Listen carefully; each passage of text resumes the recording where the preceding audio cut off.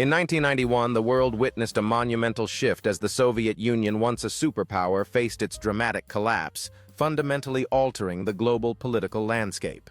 Amidst protests and political upheaval, figures like Boris Yeltsin emerged as leaders of the movement, challenging the old guard and advocating for reform. As the months progressed, tensions escalated, culminating in the official dissolution of the Soviet Union on December 26, 1991, marking the end of an era. The fall of the Soviet Union heralded the birth of multiple independent nations, each embracing the opportunity to forge their own destinies. In the aftermath, former leaders grappled with the monumental changes, while global reactions ranged from shock to optimism as new political landscapes emerged.